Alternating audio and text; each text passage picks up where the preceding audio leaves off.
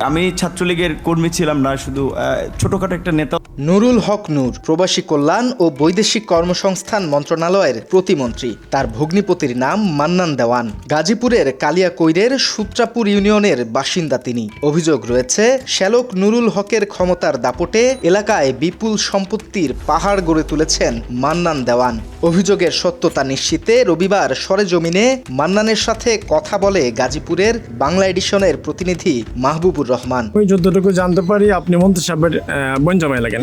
জি, নুরুল হক নুরুল সাহেব। তার সাথে কথা বলে জানা যায়, বিভিন্ন সময়ে গাড়ি সহ নানা রকম ব্যবসার সাথে জড়িত ছিলেন তিনি। আপনি কি করেন? আমি ব্যবসা করি। কি করেন? কি ব্যবসা? রেন্টে গাড়ি। আচ্ছা আচ্ছা, কয়টা গাড়ি আছে আপনার? আমার একটা হাইজ, একটা প্রাইভেট ছিল, ওগুলো বিক্রি করে আপাতত ঘরের মধ্যে ইনভেস্ট করছি। আপাতত টুকিটাকি ব্যবসা বাণিজ্য আছে, ওগুলোই ব্যবসা। এখন কি ব্যবসা? সাপ্লাইয়ের ব্যবসা। আচ্ছা আচ্ছা। এর আগে জমি এবং মুদি ব্যবসাও ছিল মান্নানের। সম্প্রতি সেই ব্যবসা বাদ দেন তিনি। আমি জানতে পারলাম আপনি মুদির দোকান ছিল এক সময়, জমির ব্যবসা করতেন। হ্যাঁ, জমি ব্যবসা, মুদি দোকান ছিল। আচ্ছা আচ্ছা। মুদি দোকানটা কিছুদিন হয় বাদ দিছি, জমি ব্যবসা আছে। আচ্ছা।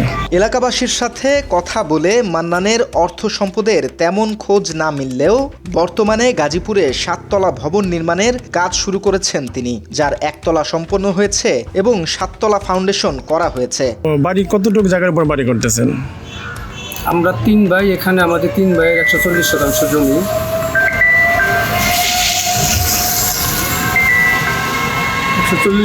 এর মধ্যে অংশে যা পাইছি 3 ভাইয়ের অংশে, বোন আছে, বোনের অংশ, সব মিলিয়ে আর কি ভালো অবস্থানে আছি আল্লাহর রহমতে। কতটুকু জায়গার ভিতরে আপনার অংশ? আমার 140 3 ভাগ দিলে যা হয়। আচ্ছা, কয়তলা বাড়ি হবে এটা? এটা 7 তলা। আচ্ছা, ফাউন্ডেশন করতেছেন। একতলা কমপ্লিট। একতলা কমপ্লিট। নিজের বাড়ি নির্মাণের টাকা, জমি এবং গাড়ি বিক্রি করে জোগাড় করেছেন বলে বাংলা এডিশনকে জানান মান্নান দেওয়ান। আয়ের উৎসটা কোথা থেকে? আয়ের উৎস হলো আমি 5% জমি বিক্রি করছি। এই যে বাড়ির সামনে যে জমি, বাড়িটা কিনলেন না, ওই জমিটা আমার ছিল, ওটা আমি বিক্রি করছি। যার মূল্য কত আসতে পারে? ওটার মূল্য বিক্রি করছি 42 লক্ষ টাকা। ও আচ্ছা। আর হলো আপনার যে আমার গাড়ি বিক্রি করছি, 20টা ছিল, অটো ছিল, সেগুলো বিক্রি করছি। অন্যদিকে মান্নান দেওয়ানের আপন চাচাতো বোন বাংলা এডিশনকে বলেন, মান্নান বর্তমানে নির্দিষ্ট কোনো কাজের সাথে জড়িত তা তিনি জানেন না। মান্নান দেওয়ান, তো ওনাকে চিনেন আপনি? ও আচ্ছা আচ্ছা। উনি কি করে?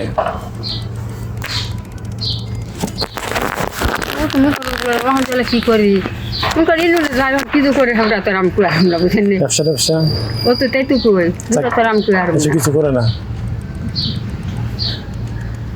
এলো না যাই খালি কই কি করি, কি ধান করে কি করে জুড়া তারা মারতে করে জানেন না।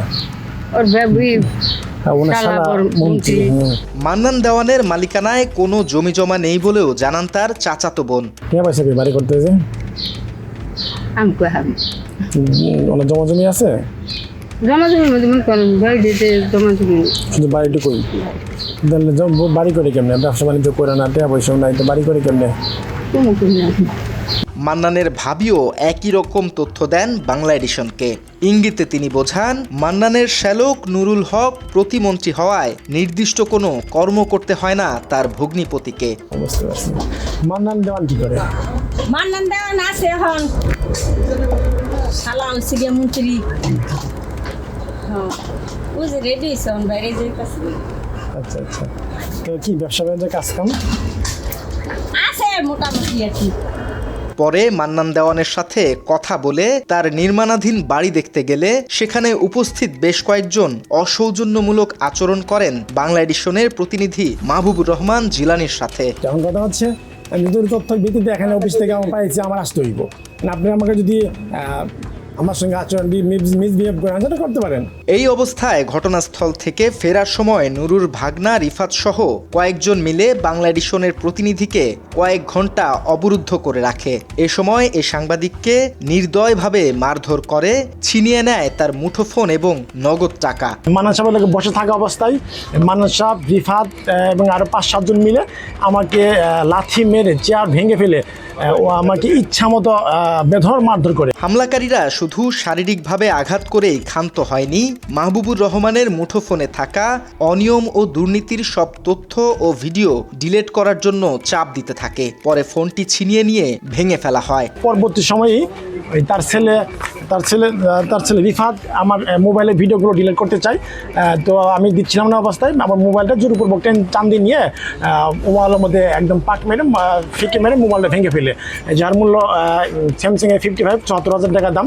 অনুসন্ধানে এই সাংবাদিকের হাতে আসা তথ্য অনুযায়ী প্রবাসী কল্যাণ ও বৈদেশিক কর্মসংস্থান প্রতিমন্ত্রী নুরুল হক নুরুর ক্ষমতার প্রভাবেই শূন্য থেকে রাতারাতি কোটি কোটি টাকার মালিক বনে গেছেন মান্নান। এলাকায় মাদক, নারী ব্যবসা থেকে শুরু করে চাঁদাবাজি সহ একাধিক গুরুতর অভিযোগ রয়েছে তার বিরুদ্ধে।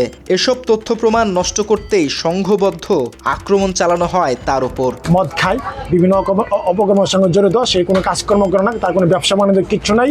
সে তার বনজমের সালার টাকা নিয়ে, অবৈধ টাকা নিয়ে সে বিশাল বাড়ি করতেছে এবং এখানে 7 তলার ভবন নির্মাণের কাজ শুরু করছে। অলরেডি মোটামুটি কমপ্লিট করেছে। এলাকাবাসীর কাছে আরও কয়েকজনকে শুনতে পারি যে কিছুদিন আগে একটা ছোট্ট মুদি দোকান করতো, কিন্তু সেই মুদি দোকান কয়েক বছর থেকে আর করে না। তাহলে তার এত টাকার উৎস কোথায়? বিশাল জায়গার ভিতরে 7 তলা ভবন নির্মাণ করতেছে।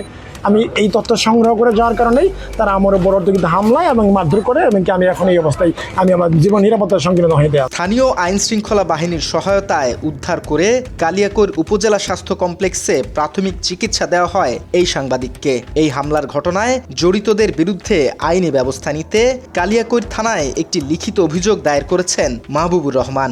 যেটা আইনগত যেটা আছে, জি মাংসে মারধর করছে রিয়াজ। হ্যাঁ, আপনারা সরজমিনে তো আমাদের থেকে আপনারা ভালো জানেন ভাই, দেখছেন। তারাও আস্তে আস্তে তারা মনে অভিযোগ দিলে নেব, সমস্যা নেই, যেটা অ্যাকাউন্ট এটা করবো। নতুন বাংলাদেশে জবাবদিহিতার আওতায় আসতে হবে সবাইকে, এমন প্রত্যাশা ছাত্র জনতার। সেই সাথে হাসিনা স্টাইলে ক্ষমতাধরদের সংবাদকর্মীর ওপর হামলা বন্ধের আহ্বান সবার। বাংলা এডিশন, ঢাকা।